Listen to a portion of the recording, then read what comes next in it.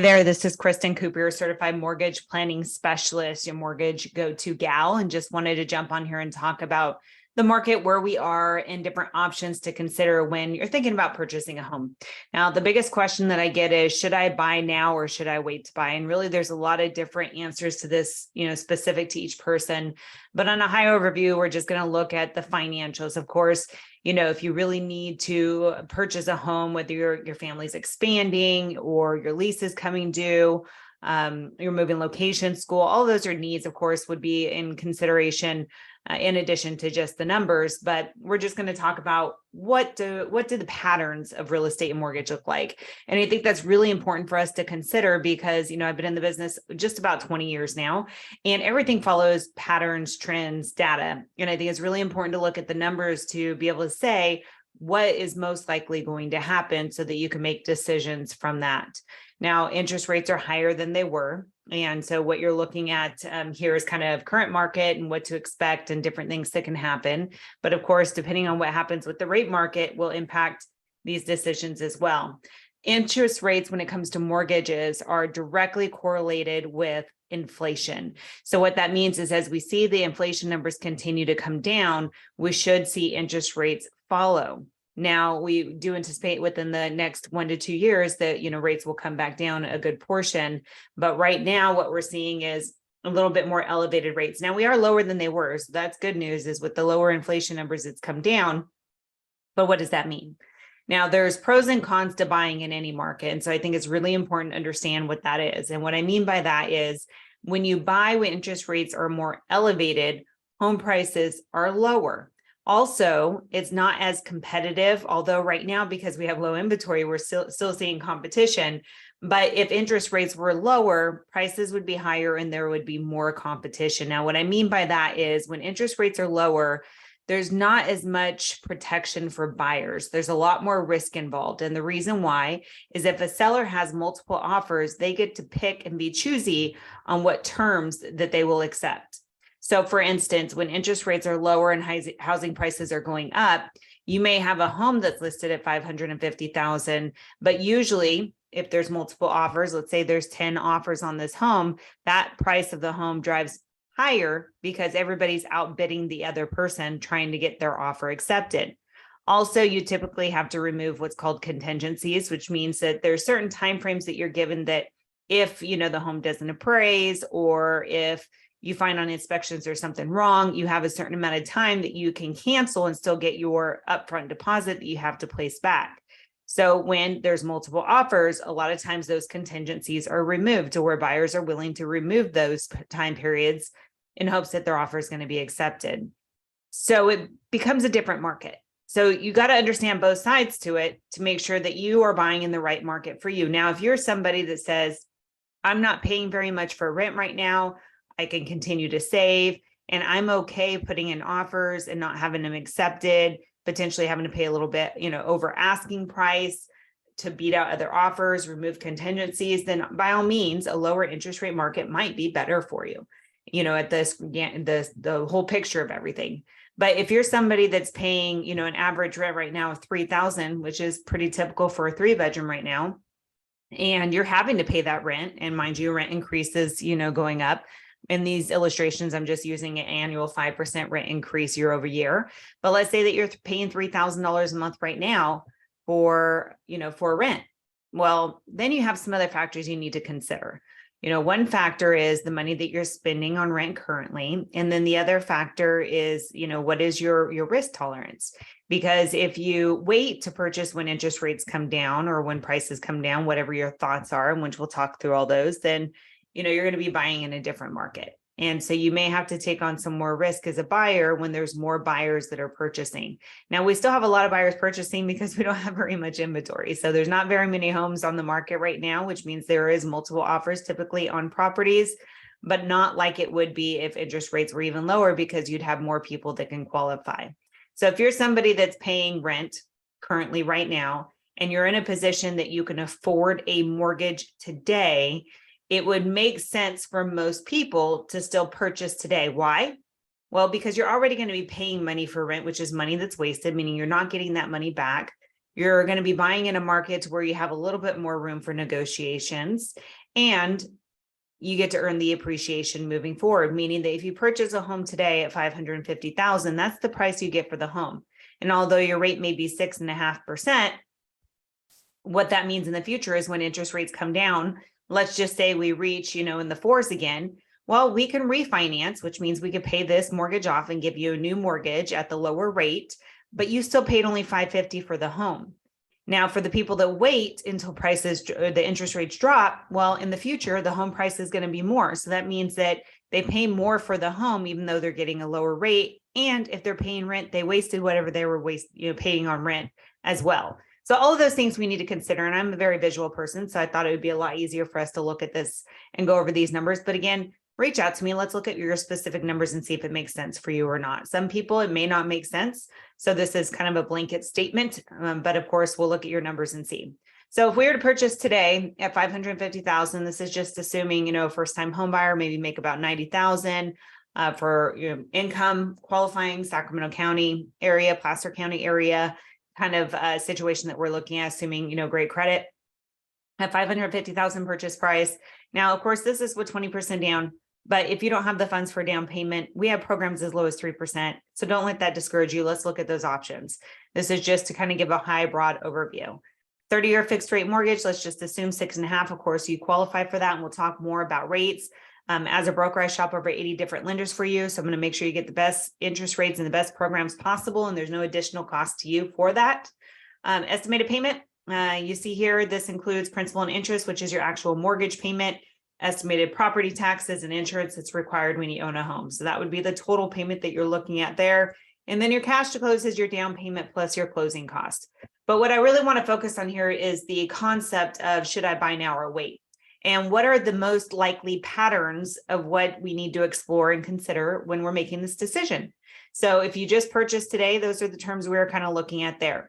But what if we wait? And let's just assume that home prices stay the same, which, mind you, here, when I'm recording this in July, almost August of 2023, home prices have actually gone up the last 5 months in a row. So we're back to where we're seeing home prices come back up. We had a short dip just because the market is trying to figure out what's going on. And now we're starting to see them elevate because, again, we don't have very much inventory. And when there's not a lot of inventory, causes prices go up. But let's just say that the house price stays $550. But let's say the interest rates go up to about 7.25, which, mind you, they were higher than that. But let's just say they go up to this. You can see now how much more your payment is. So you got to take that in consideration. Even with the home price staying the same, if interest rates go up, well, now your payment's going to be even higher. But let's just say, I think that, interest rates aren't really going to go up, but I'm going to go ahead and wait. Okay, well, let's say the interest rates are still the same, but let's say the home price goes up and now we're $30,000 more. So now you're paying $580, but you had the same rate as today. Well, now you can see the difference in your payment. It went from $34.29 if you bought today to $36.11. So pretty good jump there because the home price went up. But what if we say, Kristen, I think the prices of the homes are going to go down? Well, keep in mind, when prices of homes go down, interest rates go up. So let's just say that home price now goes down to $520, interest rates goes to 7.25. Well, now you can see your payment here is still higher than if you were to purchase today. So you got to take all of these into context when you're looking at it: payment, price of home, time. But the other factor, like I had said before, that we need to consider is that rent. So remember, if you were to pay rent $3,000 a month, and let's say you wait a year, you got to factor in that's $36,000 that you've spent for rent that was not fully invested into anything. You get no return on that. So if you were to take that $36,000 and now put it into purchasing a home, how much more could would you be able to afford it? How much would you have lost? So not only here would you have lost in payment or price, you would have lost the additional rent that you paid of $36,000 versus how much you're going to end up gaining by purchasing. So obviously the faster that you can purchase, the more that it's going to be that you're going to be able to invest in and contribute and get a greater return on investment. The other thing that we really need to consider is going to be looking at, what is the overall picture of purchasing? Because I think that's the other thing that we really need to explore is, what does it mean overall if I am, looking to purchase a home, and just not sure of what that means in the scheme of things as to, what is the main benefit of purchasing, and what am I gonna gain from this in the long picture. So let me just bring up the screen here. There we go. And so we really want to look at, a high overview of it. So things that you want to consider. So what you're looking at here is, renting versus buying. You can see year 1 through years 9. And what this graph is that you're looking at is the purple is renting and the blue is if you purchase. So sure, if you're paying rent right now for $3,000, you can see that your payment's going to be lower the first year than if you were to purchase a home, assuming a payment of $3,400-ish. But here's what you want to consider too, is that rent's going to continue to go up typically, and we're using 5% of annual rent increase year over year to show this demonstration.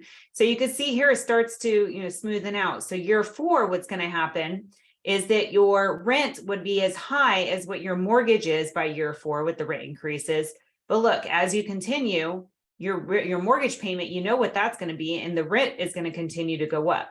So even though you may invest more initially and be paying more initially into buying a home, eventually it's going to pan out to where it's going to be cheaper. The other thing that you want to look at is appreciation gain. So if we look at all the statistics and we look at all of the main forecasters of what's going to happen with appreciation in the next 9 years, you could see here that appreciation is expected in 5 years, and this was a forecast of 5.71% of $356,000. That means how much your home price is going to go up. Now, even if you cut that in half, in every year and every decade you look at, there's never been less than a 3% annual amortized appreciation. So even if you cut that in half, how much appreciation gain you'd have there, being on a very, very, very, very conservative end. Now, the other thing that you're going to consider is how much you're paying into the principal, which is each month that you make your mortgage payment, part of that goes to paying down your loan balance. And so what you got to keep in mind is that part of that payment is going to your savings. I call it forced savings because what it means is that each month you are forced, because you make your mortgage payment, to have to save in the form of equity. Equity is how much ownership or how much you own in a property after the loans and liens are paid off that would be yours. So you actually have that you have as a benefit as well.